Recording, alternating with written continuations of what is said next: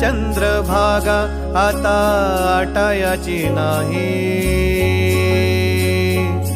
डोळ्यातून चंद्रभागा आता आटायाची नाही।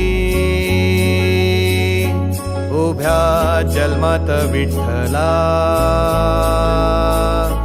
वारी चुकायाची नाही,